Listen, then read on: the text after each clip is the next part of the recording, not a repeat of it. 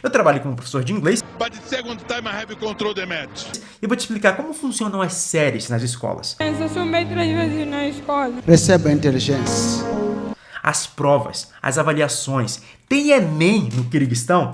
Estudando muito? Nossa.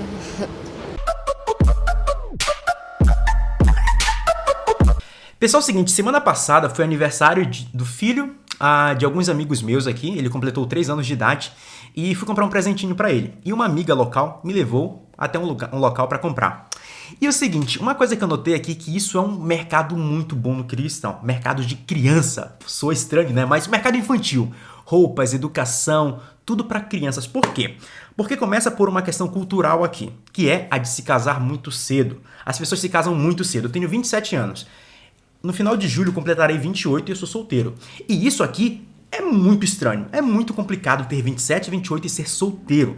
Porque as pessoas se casam aqui nos seus 20, 21, 22, elas estão casando. É bem cultural. E outra coisa é que quando as pessoas se casam, elas já têm filhos. E eu vou te explicar nesse vídeo hoje porque é tão interessante e importante essa questão do mercado para o público infantil aqui no Quirguistão. Vamos lá? Mas é claro, não te esquece, deixa teu like, te inscreve e manda nos comentários aquilo sobre que tu gostaria de saber e ouvir do Quirguistão, já que é um país não tão comum assim e não tem tantas pessoas falando dele. Como eu falei, as pessoas se casam muito cedo aqui e elas têm filhos cedo também. E não só têm cedo filhos, como também vários filhos. Tudo bem? É comum as pessoas quererem ter 4, 5 filhos aqui. É cultural deles. Tudo bem? Então, tendo isso em consideração, alguns aspectos da economia se baseiam fortemente na parte infantil, como, por exemplo, a educação. A parte de educação aqui é um mercado muito forte, porque, é claro, as pessoas querem dar uma boa educação para os seus filhos, e uma das coisas que nós notamos aqui, já que eu trabalho em uma escola particular, é que muitas dessas crianças, e os pais também, desejam que os seus filhos tenham uma educação superior fora do país, nos Estados Unidos, na Europa, ou até nos Emirados, como, por exemplo, em Dubai. Então, acaba se tornando muito forte aqui também que, desde pequenininha, as crianças são motivadas a aprender a falar inglês. Isso é muito comum aqui. Então, tem crianças aqui que é espantoso. 6, 7 anos a criança já está falando inglês, sendo que ele já fala 2, que é russo e kirguiz, que são os idiomas nativos que eu já comentei. Então, vamos lá. Então, sobre a questão de escolas aqui. A escola que eu trabalho, a mensalidade ali, pelo que eu sei, para as crianças gira em torno de $350, mais ou menos, que vai dar ali na sua faixa dos seus 1.000. Uma escola particular. Só que tem uma outra coisa. Como funciona a divisão das séries, João Vitor, aí no Quirguistão? Simples ou não? Começa do primeiro ano até o 11º. Só que tem o jardim, que é o sadik, que eles falam, que é o jardim, e aí tem o chamado nulivoi. Nulivoi vem de nul, que é 0. Então seria a série número 0. Essa série é como se fosse uma preparação para a escola. Então ali já vai começar talvez a fazer algumas tarefas, talvez começar a questão da alfabetização ali e tudo mais. E aí começa o primeiro ano. Então a gente fala que assim tem por exemplo, como se fosse o fundamental e o médio no Brasil, mas aqui é como se fossem 3. Tem como se fosse ali a escola primária, que seria do primeiro ano até o 4º. Depois disso, a criança vai passar por uma outra fase. Tem até uma pequena formatura dessa passagem do 4º ano para o 5º. Do 5º ano até o 9º ano, seria como se pode dizer aí na escola, aí no Brasil, o fundamental. Por exemplo, que seria o fundamental aí, coloca, não sei como está agora, na minha época era da 5ª série até a 8ª série, não sei. Ou 9º, não sei agora.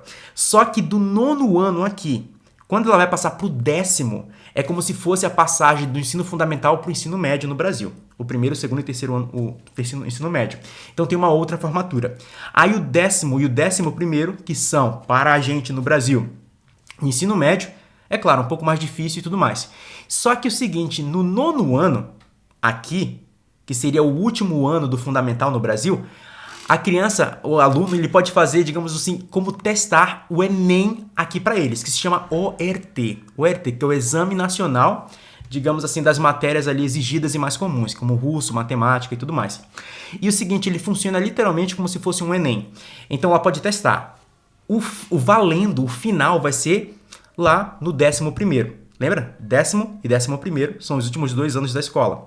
Nesse 11º, ela vai fazer esse ORT, que é o Enem. E o seguinte, como funciona as notas? Mais ou menos assim. 200 é uma nota muito importante. Se o aluno tira mais de 200, cara, ele foi muito bom. Ele foi muito bem, desculpa. Imagina que, por exemplo, aí no Enem é como se ele tirasse assim, por exemplo, não sei, mais de 750, 800. Ele foi bem. Poxa, muito bem. Se ele tirar ali acima de 170 até 190, foi bem. Não foi incrível? Não foi bem, mas não foi mal. Abaixo de 170, 160 ali foi uma nota ruim. Só que agora, se o aluno tirar mais de 220, 230, nossa, o cara foi incrível. E aí vem uma curiosidade sobre o Quirguistão. Todo ano, os alunos, os 50 primeiros, aqueles que ficam lá, tiraram as notas mais altas, os 50 primeiros, eles ganham um certificado, que é um certificado de ouro que eles falam. Da mão do presidente ele recebe esse certificado. E o que acontece? Quando ele recebe esse certificado de ter tirado uma das 50 melhores notas no ORT, né, que seria no português, que é o Enem do Quirguistão, ele é o seguinte, das mãos do presidente ele recebe certificado e ele recebe uma bolsa para estudar em qualquer universidade do Quirguistão de graça, durante todo o curso, de graça. Geralmente as pessoas escolhem aqui, os alunos, a AUTSA, que é a Universidade Americana da Ásia Central. Sim, é uma universidade americana aqui, então geralmente eles escolhem lá porque ela é uma das melhores, e eles vão estudar lá. Mas é claro, ela não oferece, por exemplo, medicina. Então, se a pessoa quiser estudar medicina, ela vai para uma outra universidade, que é talvez a internacional que tem aqui também, ou nacional. Mas uma coisa também que é interessante é que as escolas, quando um aluno consegue isso, é um orgulho muito grande para a escola, significando que ele teve uma ótima preparação. E na minha escola, por exemplo, que eu trabalho, que é a Kelechek, que significa futuro em kirguiz, semana passada nós tivemos isso na sexta-feira. E uma coisa, na sexta-feira que eu digo ali, na última sexta-feira de junho, talvez eu não sei quando vai ser esse vídeo. Aí, o nosso diretor deu para um aluno, que é o Richard, que ele conseguiu um certificado de ouro, um dos 50, deu para ele $1.000, que é 5.000 e poucos reais. Então é uma coisa bem interessante e forte. Tudo bem? Então, pessoal, basicamente é isso aqui, um panorama da educação. Vou me aprofundar mais sobre a questão da educação deles aqui. Quais são as matérias, digamos assim, mais importantes para eles aqui? O que tipo de matérias eles têm? Quantas aulas eles têm num dia? Tem aulas de manhã, tarde, noite? Como funciona? Vou falar mais para frente. Mas, nesse primeiro vídeo, tivemos uma noção geral da educação e se tem Enem no Quirguistão ou não. Sabemos que tem algo parecido. Tudo bem? Mais uma vez, não esquece, te inscreve aqui no canal, deixa teu like, isso ajuda o canal a crescer para que mais pessoas conheçam sobre o Quirguistão. E não esquece, por favor, manda nos comentários sobre aquilo que você gostaria que eu falasse e compartilhasse aqui sobre o Quirguistão. Um abraço e até o próximo vídeo. Tchau, tchau!